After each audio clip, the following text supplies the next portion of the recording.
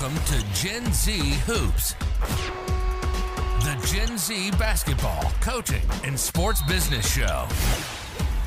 On this podcast, you'll learn from professional players, coaches, and executives from all over the world and see the court in a brand new way. And now, joining you courtside, your Gen Z host, John Hartofilis. Coach Thorpe, how are you? I'm doing great, thank you. Hope you're doing well. Awesome. I mean, thank you so much for coming on the show. It's really an honor to have you on, and it's a pleasure to kind of just break into all the great things you've done in your career and kind of just what that looks like for the next generation, what they can kind of learn from that.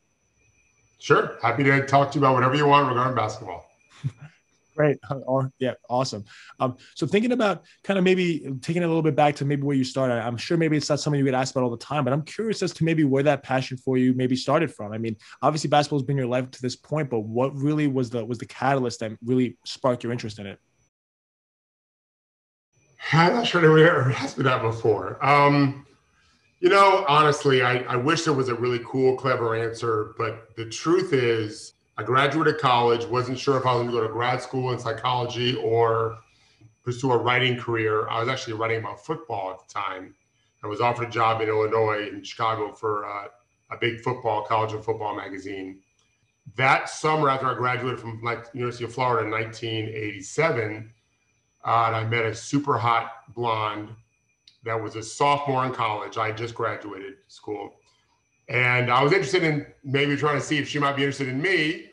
And that took a little bit of time. I was offered a coaching job that summer as well, locally, where I live in Clearwater. I was offered a job in St. Pete. And I thought, well, if I hang around, maybe I can get her to want to date me. When I started coaching, I definitely liked working with my players. Most of my kids were from some pretty rough areas of St. Pete, project areas of St. Pete. And I loved the kids. The girl ended up starting to want to date me that October. I met her July 6, 87. By late October, we were dating. And I realized, I like hanging out with her a lot. And, I'm actually pretty good at this coaching thing. I played for a high school coach who was not a fun guy to play for, but he definitely taught me a lot. And so I was able to teach a lot of what I learned from him and then just not be a jerk like he was. He didn't want to be a jerk. And then after a while, I realized, I might be able to do this pretty well. And she continued to want to date me. So we're married 31 years now, and I've been coaching this entire. She's never known me really as anything but a coach. So my first year of coaching was the year I started dating my future wife. But I wanted to be good at it, so I started studying a lot. And it turned out that I do have an ability to study it for long periods of time and not get bored. I think my passion is more about working with people, inspiring young people, helping them reach their dreams is pretty fun. The challenges of the sport are very tough. And so I think that part is more intriguing than just the game itself. As it turns out, I like the game just fine. I can't watch bad basketball too easily, but I can watch good basketball. Yeah, it's worked out pretty good for me. It's awesome. I mean, thank you so much for sharing that, because it's interesting. Maybe you don't get asked that all the time, but that's a story that maybe a lot of people can relate to. I mean, I for sure maybe haven't had that yet, but I would hope that maybe that's some kind of a similar path. I meet a hot blonde and it turns into something like that. So that's pretty cool. Well, let me just go further on it, for anyone that's listening that's young.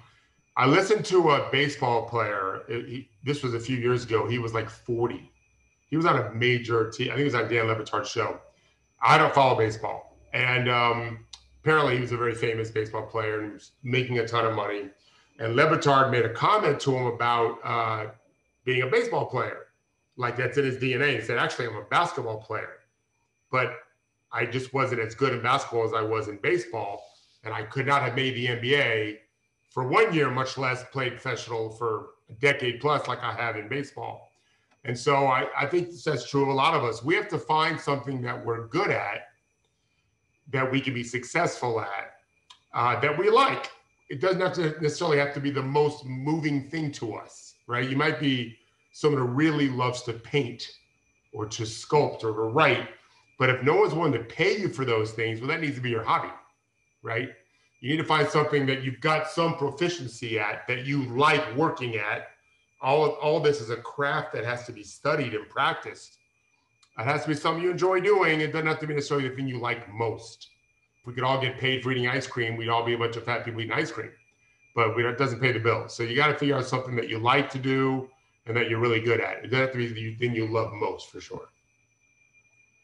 Definitely some great advice. And I'm curious, so you obviously were able to do what you like to do in terms of basketball, and you're credited by many as being kind of like the first basketball skills trainer. So I'm curious, maybe leading up to everything that you kind of maybe with Pro Training Center and all that stuff that you started, what did it really look like in kind of becoming that and making what could have been a hobby really your main thing? Yeah, so that was easier to answer. So when I was a young coach, I was 22. I played a lot still. Played almost every day in college, and when I graduated, I now had, I had a coaching job, which means I had a key to the gym, and there was a really good Division II player from that high school that was playing Division II locally, and a lot of my high school friends who went on to play college, 3 or 4 of them came back, lived in the area, and I'd open the gym up every weekend for them and me. I'd play, and I don't even know what happened other than I just remember I could be working my players out on the weekends. And so I stopped playing pickup with my friends in the gym and started training my high school kids. Learning how to teach the game that way, player development, really became a specialty for me with my own players. And then what happened is I left teaching, coaching. I didn't want to be a college coach. I didn't know how my marriage would be able to handle that. My wife disagreed. She said we'd be fine, but I wasn't so sure. I had friends that were struggling with their marriage or whatever. I started doing TV commentary locally, just the high school games, some local junior college games, meeting a lot of people. And they would say, hey, can you, they would meet me in the summertime. I used to work summer camp every summer, lots of camp, 10 weeks of camp every summer. I say goodbye to my girlfriend, then wife, in June when the season ended. And then I'd see her on weekends, and Monday through Friday or Sunday through Friday, I'd be gone working some basketball camps somewhere all over America. Met a lot of people doing that. And so parents started calling me, asking if I would help they would see me at the games, calling the games for TV, and they would ask if I would work their player out. And I realized, there's something going on here. So that's how really my first training got started. People asked me if I could help their kids. And then I realized I could charge them for it. Nobody was doing that in basketball. They were doing it in golf and tennis, like a golf pro, tennis pro, but not a basketball trainer. So yeah, that was 1993, 94, my first students. My best guys, I had 3 high major players who were sophomores at the time in high school, and no one saw them as even low-level college players. I charged $25 an hour. One of them saw me 4 days a week, a big 6'10" kid who ended up being recruited by North Carolina, Duke, and ended up going to Florida, and then 2 guards. One went to Florida, one went to Dayton, the best players in our area in Pinellas County. Then things kind of took off, and within a couple of years, I had 75 kids I was working with from the area.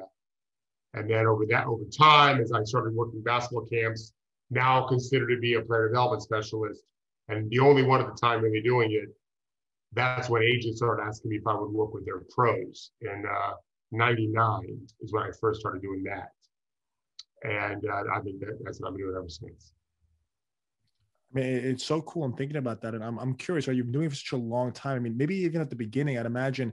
It sounds like there was just so much success in finding guys and getting the absolute best out of them. But were there any maybe points where you really had to get creative to kind of keep it going? I mean, maybe the times where you said, you know what, let me just make sure that the philosophy is right, and kind of reevaluate to say, let's make sure a Pro Training Center is the best thing it can be, and keeping those values to continue to move forward. So my biggest challenge when I was doing high school guys was the high school coaches typically were very provincial. There were some that recognized, well, if my players are training with Coach Thorpe and we're having success, well, that's good for me in my career. They would call me and say, hey, I know you're seeing the guys tomorrow. Here's what they did badly last night. It was great. I loved it. Because that's what I envisioned to be the business. These guys weren't going to spend the time in the off season or even during the season working on the little things. They were coaching the big picture of their team. Or they didn't know how to do player development. Either way, it's a win for them because I did. But too many coaches would what I learned is if I was training your best player, and in many cases I was training the best players in the area, and they would mess up, the head coach didn't say a word because it was his best player. But if it was his second or third or fifth or sixth best player, they would make like, oh, did you learn that from Coach Thorpe, or did you pick that up with the basketball? I used to have called the basketball academy. Is that what they teach the basketball? And I'd throw the ball to the bad guys or whatever. And then I quit. I'm like, I can't have a business if the guys paying me are being punished by their high school coaches. And so I started a different business involved with sports just for a couple of years.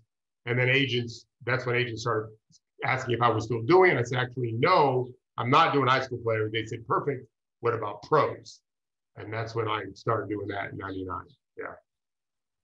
I mean, that's incredibly interesting. I'm thinking about maybe all that stuff. I'm curious as to maybe so once that really got going, can you maybe tell us a little bit about who some of the other guys were, maybe as time went on? Because there were so many guys, lottery picks, high draft picks, the guys that made it to the league, maybe some guys. Yeah. I've had, I think, 80 some NBA players now. So my very first two players were really great lefty scorer from St. John's named Bootsy Thornton. This is in the late 90s. It might have been 99. Bootsy scored like 54 against Duke and Madison Square Garden, very famous name back then. He went on to have a great pro career in Europe. I didn't think I liked him for the NBA, but he was a 6'3" shooting guard. And back then, they weren't really combo guards. Like Bobby Jackson was a combo guard. He was one of the only ones, but he was really a point guard. He just looked to score. Then I had another player that same summer named Chris Carrawell. Chris was the first team All-American at Duke. He's now a college coach, has been for a long time. And Chris got drafted by the Spurs second round. And I had a big man named Olumide Oyedeji from Nigeria. And that's how I met Masai Ujiri, the president of the Raptors, they were teammates on the national team. So I met Masai when he was still playing actually back then. And then my first NBA player was Udonis Haslem when he just had signed. He had not yet signed with the Heat. I had him that first summer where he went to France as an undrafted player, and his agent said, "Can you turn him into an NBA player?" I don't know. I said, "I'll try." I loved him. I went to Florida, so I knew his high school coach Frank Martin, who's now head coach in South Carolina, really well. I had met Udonis before. I had trained Udonis' best friend the previous year, a guy named Brett Wright. And so when Udonis made it, things kind of started moving in the right direction because he was just considered a non-player for the NBA level. And when he started being a player and starting for a team that did really well, then I realized, okay, I can help guys a lot here. And then I've been training a player for 3 years named Kevin Martin. In 2002, 2003, he declared for the draft 2004 from a small school in Western Carolina. And he went first round. Over 5 years, he had the most improved points per game in the history of the NBA. He still does. He averaged 2.9 points per game as a rookie, 24.9 his fifth year. That's the biggest margin ever. And by that point, things were cooking. Yeah, I mean, I had Lou Aldang and Tyrese Thomas was a lottery pick. I had Drew Holiday in the draft. Great player overseas named Nick Calais. I had 6 players drafted one summer. And Nick was one of the guys there that summer. DeJuan Blair was there that summer. Yeah, I mean, it's a long list. European guys. I had the first 2 Israelis, Omri Kaspi and Gal Mekol. In fact, I had Omri as a rookie, and then later in his career, then he introduced me to Gal, who had really been struggling in Europe. And then Gal worked with me and made the NBA and had a 3-year guaranteed deal with Dallas. And now he's still playing in Spain. We're still in touch like all the time. So yeah, it's been a pleasant journey that way. It's so cool thing about all those guys. Even to Nick Calais, it's funny. Most Americans maybe wouldn't jump off at that. Me being a Greek American, I've seen him play a couple times for the national team over there in Greece, and he's just such a great guy. So it was just funny when you. He's one of the best point guards in the world. He would be great in the NBA. He would be great, but for him to come here would have meant a little bit of a pay raise, but a gigantic cut in. He's a superstar in Europe. Here it'd be a 6 man, although I think he's good enough to start and was good enough when he was in his prime. But over there, he's one of the best players in Europe. So I think he chose wisely. Yeah. Definitely. It's interesting when we're thinking about the individual players that you've worked with. I'm curious about, maybe you've spoken about this concept of royal jelly before, right? In this culture where everyone can thrive. I'm curious maybe what more, if you can kind of go into that and explain what royal jelly is as a concept, because it really was, when I heard you talk about it, so interesting. And it's something that I think so many coaches can learn from. So basically, I don't even know how it started, but I learned about the real royal jelly, which is what bees use in the hive. Every female larvae is born the same, and that is it's female, but without the ability to lay eggs. And so what bees do in colonies globally is they put certain larvae into larger cells in the hive, which I think is instructive for my theory, and they feed them something called royal jelly. That begins the process by which they develop ovaries and can become queens. They grow larger because the cell's bigger, and they can create eggs, which propagates the species. We'd all be dead if it wasn't for this, because bees help feed the world because of their pollination. So I just realized when I learned that, like, oh, I'm in the business of giving royal jelly to my players. I remember, this is actually a funny story. I remember my basketball academy training high school kids on a court, 3-minute walk from my house where I live right now. I didn't used to live there. I was working a player out. He told me that his high school coach said I'm a fraud, and that all I do is blow smoke up my players' asses so they'll continue to write me checks. And I thought about that, and I thought, you know what, he's not wrong. Yeah, it's pretty true. I don't think it's smoke. I think it's words of encouragement. I think it's words of wisdom. And yeah, I don't think parents will continue to write checks to me if I just berate their terrible son, who's not very good. That's why they came to me in the first place.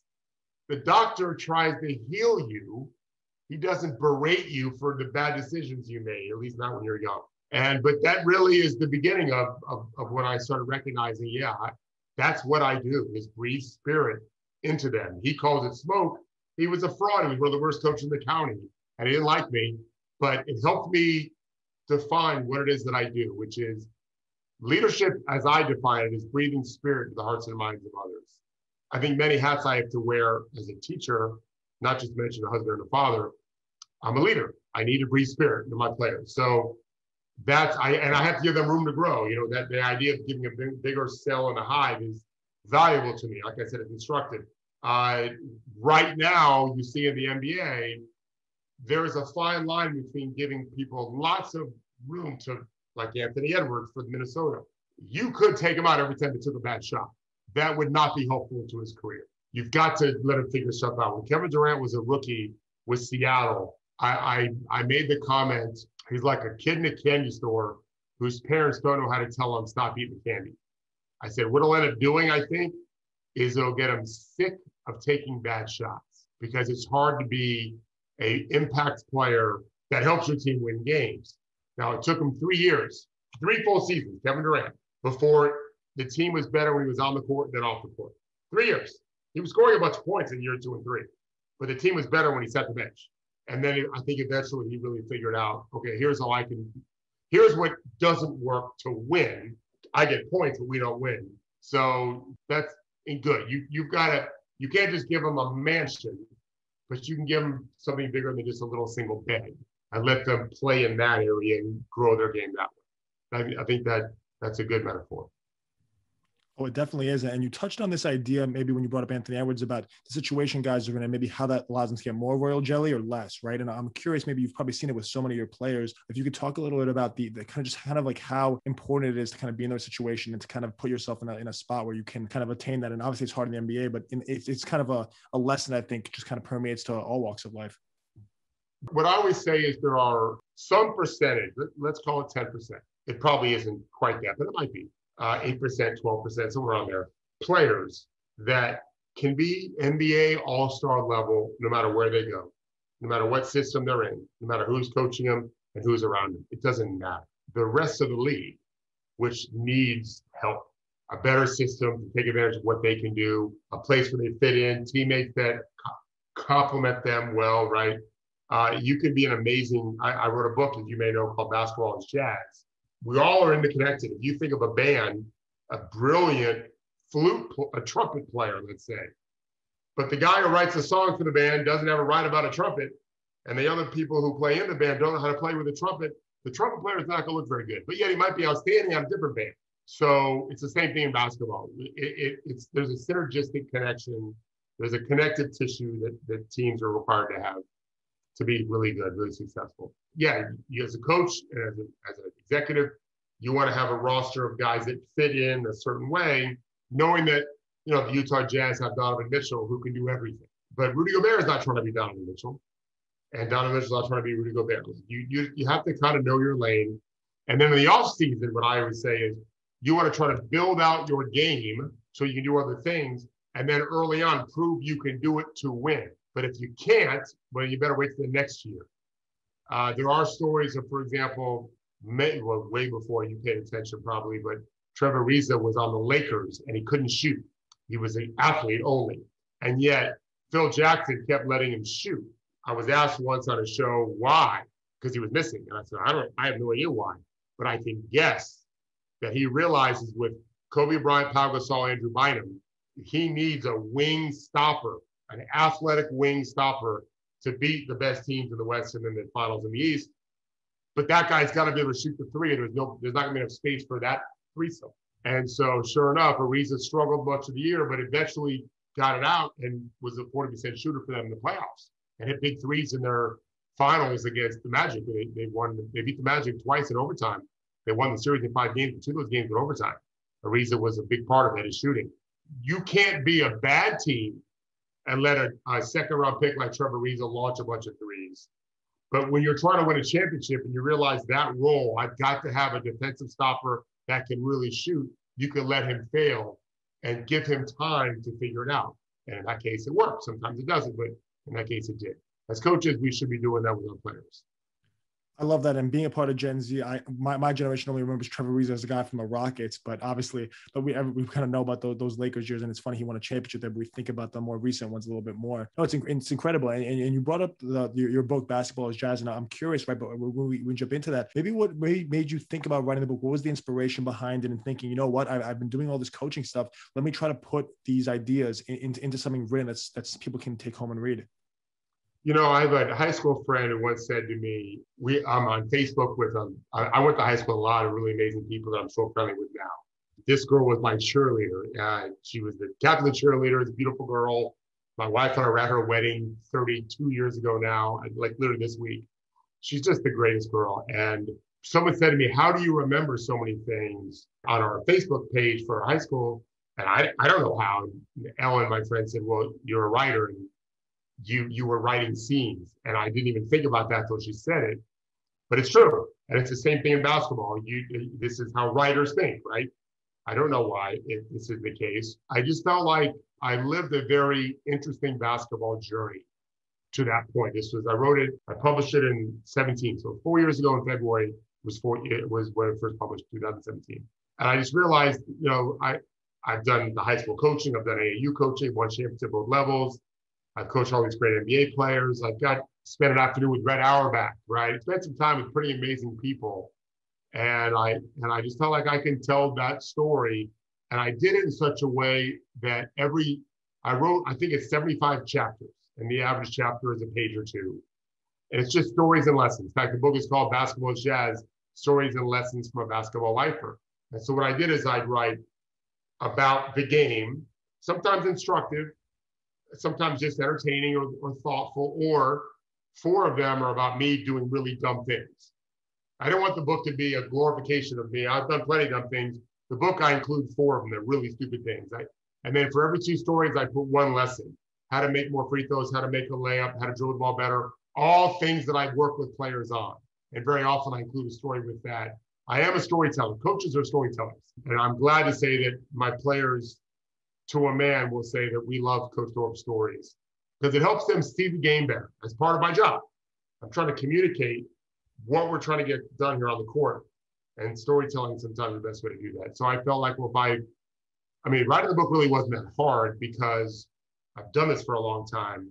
And so once I came up with the 75 or so chapters I wanted to write about, I think initially I wanted to write 50 chapters, and I think it grew to 75. Then I was just filling in the blank. I knew the name of the chapter. I had a plan named Timmy Walker. And Timmy Walker was I'll just tell you the story as an example of what I mean. So Timmy was an 8th grader in St. Pete, very, very good middle school team, undefeated like 2 straight years. I think his team probably had 2 or 3 Division I players ultimately on it. He wasn't one of them. He was little, was like 5'6" when he came to me as a freshman. And my team was very good. He had come to my games and he loved me because he would watch players from his school the year before come play for me when they were 9th grade, but he had never come to practice. So after our first practice, I don't remember any of this, by the way, just so you know, but he told me the story years later when he was growing up married with 3 children, including twins. All of his kids are in college now, so he's grown up. This was 1989, I think. Timmy said, he's like, Coach Thorpe, do you know that I quit after my first day of practice with you? And I said, I did not know that. You came the next day. How would I know? You quit. He said, well, I quit. My mom got mad at me and she said, Timmy, you played basketball every day your whole life. Why would you stop after one day? Coach Thorpe's a jerk. All he did was yell at me for this and this. And he said, I'm not good at this and whatever. And she's like, well, you're not going to stay home and do nothing. You'll get a job. But why don't you give Coach Thorpe one more day? You really liked him when you were watching him coach your teammates. So he said, all right. So he said, I came to practice the next day. Again, I don't have any memory of any of this, except for one part I'll tell you. He said, and I saw you at practice. And the first thing you did is you pulled me away from everyone else and you brought me over by myself, which I didn't like because I didn't want to be getting attention from, 15 guys were there or whatever. And he said, the first thing he said to me is, Timmy, you are really short. He's like, I hated you even more right there. He said, I just was waiting for you to say something so stupid I was going to quit on the spot. Apparently, I remember telling him how short he was, but I don't remember what he said, what he told me next. He said, Coach Thorpe, you told me to reach my arms as wide as I could. He said, so I did that. He said, and then you told me to reach as high as I could above my head. So I did that. He said, and then you told me to touch the floor. I bent down, I touched the floor. And he said, then you said in your most inspiring voice, you said, now, Timmy, you're 5'6", and you'll be lucky if you're 5'7". I've seen your dad and your mom. You're not going to be tall. This is a big man's game. I'm going to do everything I can to help you own all that space that you could just reach. With your little reach, width-wise and wingspan and standing up, down, you can own that space. And if you're the best player you could possibly be in that little space, you're going to be a hell of a high school basketball player.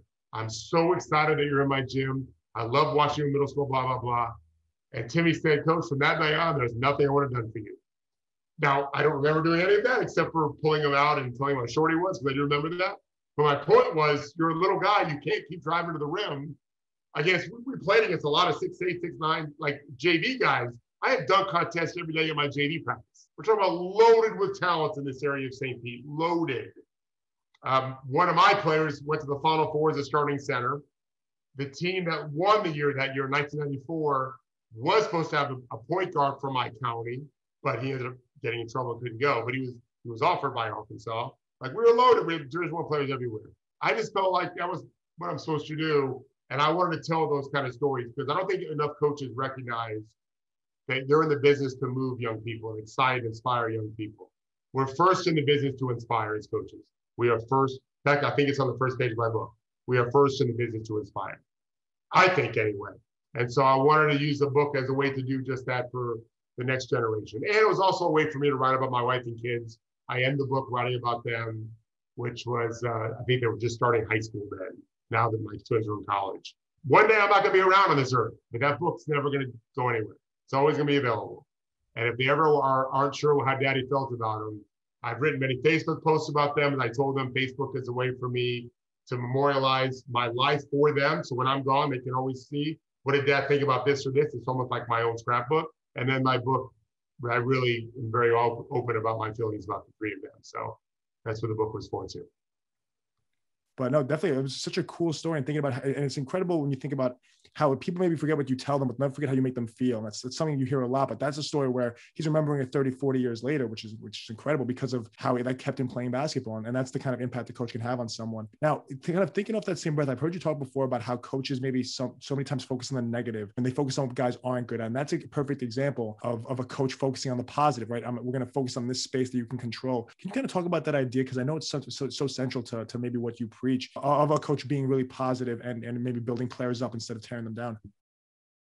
If you were someone that had really sculpted arms and you wanted people to see your sculpted arms, you would probably wear clothes that showed off your arms, right? I'm speaking in theory. That wasn't me. I've never had a bodybuilder. And if you didn't and you wanted to, you would probably hide them, right?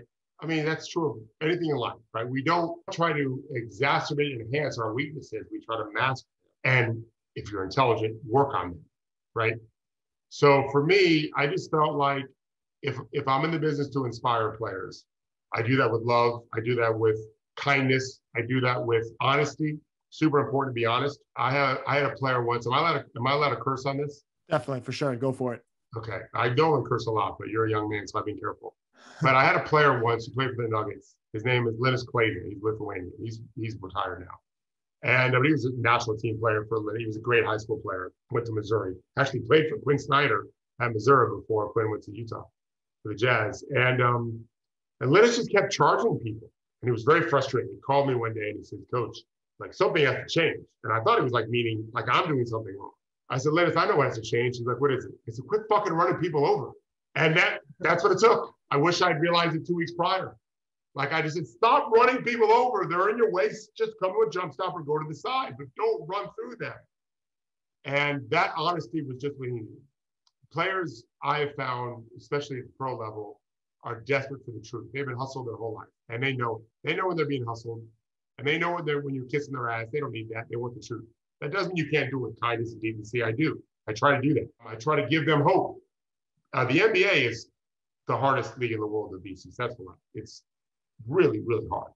The players are really good. And this year, especially, the games are coming every other night. Every other night. If not back-to-back, you're playing. No practice time. Very little time to recover. The last thing these guys need is someone browbeating them. No, I'll point out, hey, I have a player once, he swung the ball with what we call guard to wing. Switch guard to wing. He didn't bother looking at the defense. Of course, they jumped around and stole it. Last night, the same player went to swing it, looked first, saw it was open, and then threw it. Okay, good job.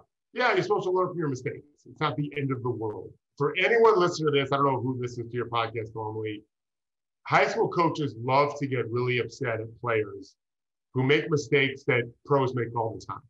How dare you do that? How dare you get mad at mistakes that Chris Paul makes almost every game? It's a game of mistakes. Try not to make a lot of them.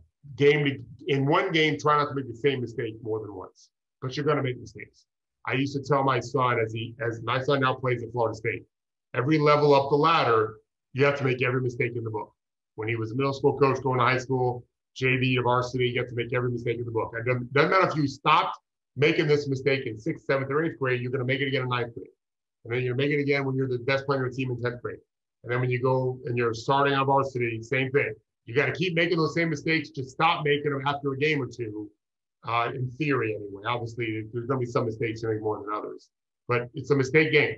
And to dwell on that is a failure of leadership. We should be focused on how to eliminate those mistakes by showing them what to do, not as much what not to do.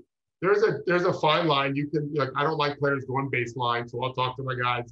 Let's stay away from the baseline. Some coaches like it, I don't. Try to stay in the middle more. So that's a negative. Don't go baseline. But it's always followed with, unless you're going to go with speed and violence and dunk the ball, or fake baseline, go middle. I'll always give them an alternative route to take that's going to be the better way. 100%, and it's so important to make sure that maybe you're very transparent in that, and but also, obviously, like we said, keeping it very positive. And at the end of the day, basketball is really fun, and hopefully everyone kind of takes that same message away from it. So I'm curious about maybe like a lot of this kind of this kind of positive coaching ties into having a really strong culture. I mean, you're really quoted saying that culture is strategy, right? And that whole idea of that strong culture being maybe the best game plan. Can you maybe talk a little about that, and maybe some tips as to how a lot of coaches can really make sure they develop the best culture for their program? I'll give you a great example. I have many, but this is firsthand. My son is at Florida State, and I asked him about a player on the team, and he's like, yeah, I love that guy. And I said, another player on the team, like, yeah, I love that guy. And I said, Max, are they on the team you don't love? He's like, oh, no, I love all of them. Like, every guy's the best guy. How is that possible? Well, maybe it's because they've done a great job recruiting great people. And maybe it's because the environment that they're in is warm and loving and positive and fun and demanding, for sure. I know they're demanding. I don't think they dwell on mistakes the way my high school coach did, for example. They are not alone. I think Baylor has done this. I think Gonzaga has done this for years. I've coached players from both schools, great players from both schools, starters, NBA prospects or players from their schools. They love their coaches. Like, you don't have to love your coach. You should respect him. But there's nothing wrong with loving him. My son loves his college coaches. His first 2 years, he played for bad coaches. When I say bad, I mean bad. The team was really good because I brought in a bunch of assistants, and we did all the work, basically. His senior year, he played for two amazing guys that I coached in high school myself. And they're amazing coaches. They're just the best. And they're still in touch with him. Now, like, they talked to him when he was in the bubble in Indianapolis. Like, that's how it's supposed to be. He's going to be friendly with these coaches with them for the rest of his life. That's culture. I had nothing to do with it. They did. And I wanted him there. And I'm thrilled that he's there. What I try to do with teams that I've been involved with is do that same thing. Is you set an example of being decent. Like I'm quoted as saying, it's hard to be perfect. It's not hard to be decent. My partner, Henry Abbott, I write for a company called True Hoop, you may know. And I write for them every week. We do a few shows a week on a podcast called Bring It In. And my partner, Henry, is a brilliant, famous journalist. We have Tom Habisrow and Trot Hector, the other guys that are part of it too. Henry's got that on his wall. He said in his office. Hard to be perfect, not hard to be decent. That's a great way to start your culture. Be decent, be friendly, be kind, be courteous, be thoughtful, be mindful. All these words are not made up words. They're real. And I'm telling you from experience, not just from players. I had a player play for me in 9th and 10th grade. And then he quit basketball because he was very good at basketball, 6'4", 4'3" man. He was a very good basketball player, averaged almost 30 a game as a sophomore for our JV team. So he moved up to varsity where he started immediately. But he was an elite baseball player. We ended up playing professional baseball. Great college All-American baseball player in the state of Florida, where all of our teams are great. He was drafted by the Detroit Tigers. He told me years later, we had lunch. In fact, he worked with me and teach my son to play baseball. He said, the best 2 years of my life in sports was playing for you. Like, that's the greatest comment I've ever gotten. This guy played professional sports, and the 2 best years of his life, he said, as an athlete, were his 9th and 10th grade year playing for me. That means everything to me. Just our practices were so hard and so fun, and we won a lot. I've coached great players who don't have good things to say about their college coach. I've coached guys from the University of Florida that played for Billy Donovan, guys from Florida State that played for Leonard Hamilton, who's still there now, guys that played for Dean Smith, guys that played for Roy Williams. They loved their coaches. And I could go on and on.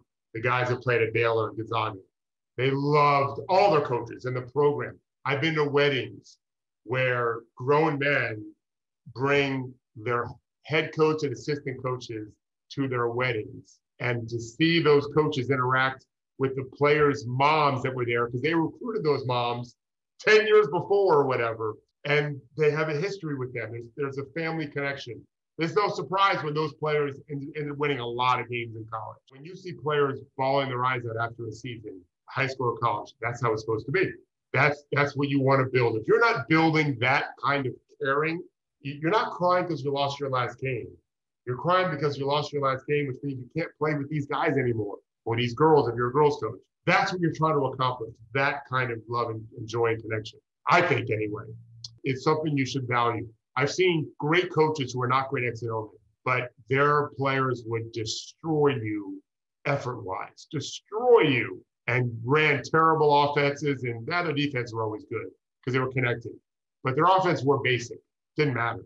They just were physically. And Baylor last night beat Gonzaga with just physicalness and quickness to the ball. Great preparation, all of that too, of course, and they made shots. But a lot of that is just love of program.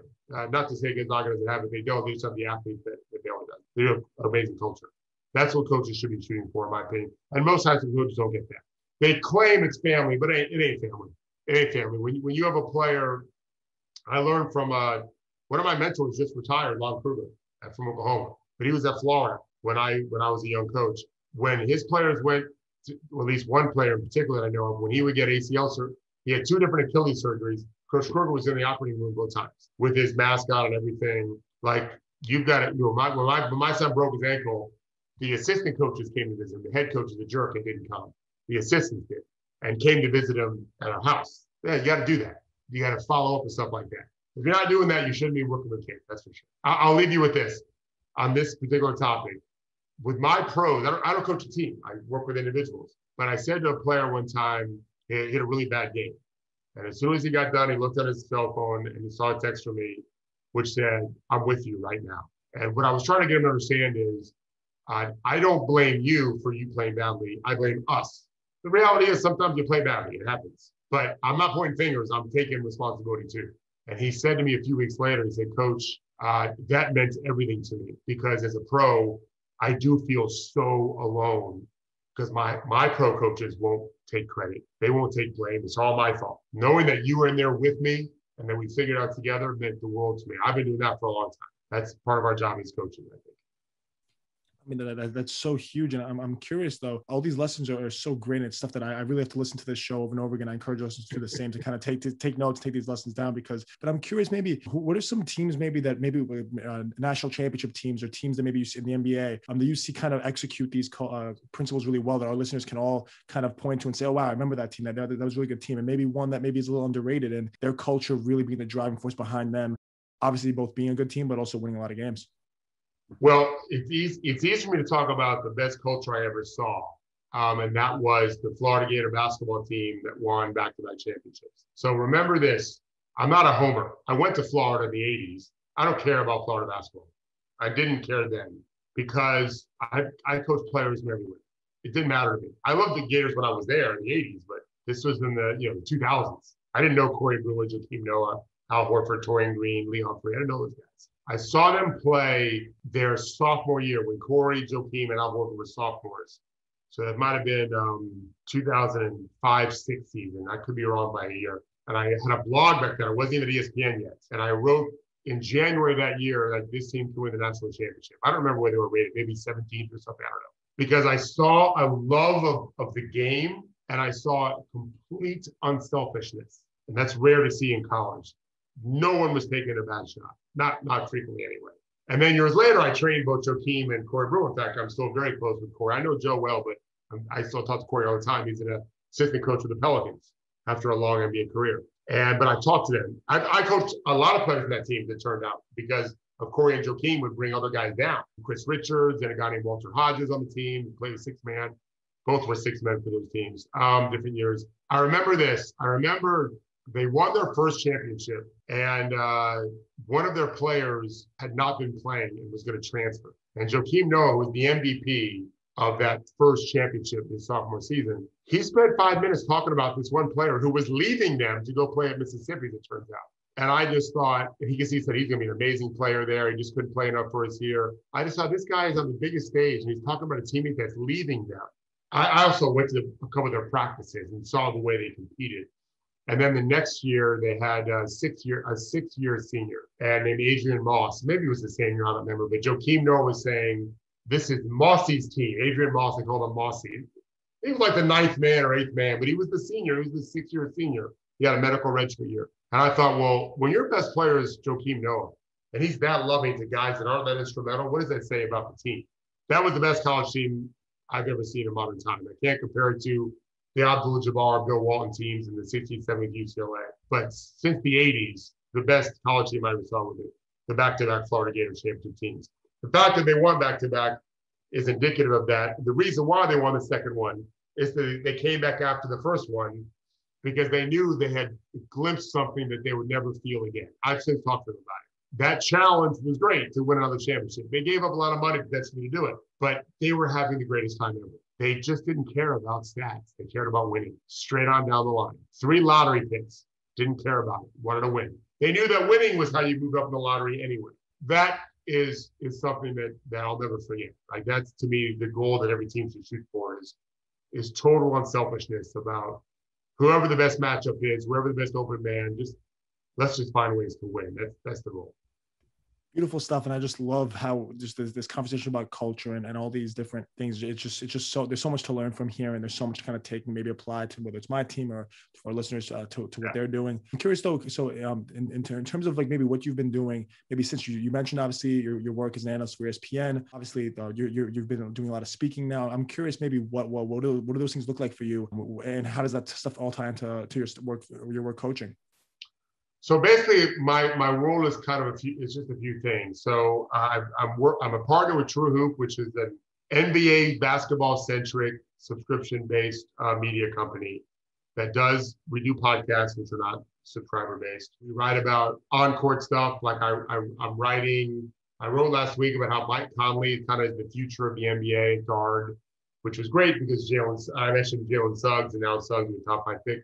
In other words, little guys still have a place in this game. So I wrote about why that is. I write about on-court stuff. Other people write about different things for us. And then I do my player development. People come here in the off-season. I'm working now with some agents, get players here this summer. And then I'm very excited that I launched an app, which is just coming out of beta right now, if you go to theprotrainingcenter.com, you can ask more information. But basically, it's a way to have me as your personal trainer wherever you live. In fact, a lot of coaches are signing up for it because they're learning from me and then delivering this up to the players, which is fine. But we really did it for the players, where they actually film their workouts. We set them a stand, they set their phone up, it captures their workout. It actually can keep track of makes and misses. We don't care about that though right now. And I guide them through. They hear my voice. They see my pros doing these drills. They hear my voice in the teaching points, and then they go do the workout. I write all the workouts myself. I don't hand it off to someone else. I've got 800 some odd video clips of my NBA players and high-level players mostly doing these drills. I build out the curriculum. I think there's a certain way that you should develop players that's optimal. So I build out the article. The curriculum practices 5 workouts a week you get. 2 or 3 will be more high intensity, and then the other 2 or 3 will be lower intensity, more skill based during the off season. And then you get feedback from me. I'll see you're doing this wrong or this wrong. Sometimes I'll do it personally. Sometimes I'll do it as part of a group. And then we're building towards a model where during the season next year, although we might do it for AAU, we'll give you guidance on your games. Not a lot of things. We always say, if you go see the doctor, he doesn't prescribe medicine and then say to take the whole bottle the first night. It's a little bit at a time. That's how we coach. We're not trying to make wild changes one day. It's a little bit every day. We're going to start doing the same thing I do for my NBA players. I watch film. I watch what they're doing right and wrong and give them little tips to try to grow their game. So the app is a tool to help me be able to reach players on a scale globally that I could never do if I try to get them all in my gym. I couldn't. So it's a way to be coaching thousands of kids and not just 10 or 15 I can do a year. It's incredible. And it's definitely something I'm going to check out right now, because I think it's something that could be so useful to so many players. Coach, thank you so much for coming on the show. Obviously, I'd always heard whether from other coaches that come on the show about how much of a legend you were in the space, but obviously talking to you now, I just understand that there's such a wealth of knowledge that you share with me, with our listeners, with the show. So thank you so much for coming on. Oh, my pleasure. Best of luck, and be in touch with me, and we'll see what we can do to help you. Thanks for listening to Gen Z Hoops. Make sure to follow, like, and subscribe on Instagram, LinkedIn, and all major social media platforms at Gen Z Hoops. You can tune in and subscribe on Apple Podcasts, Spotify, YouTube, and every other podcast platform on the planet. Get ready for the next episode.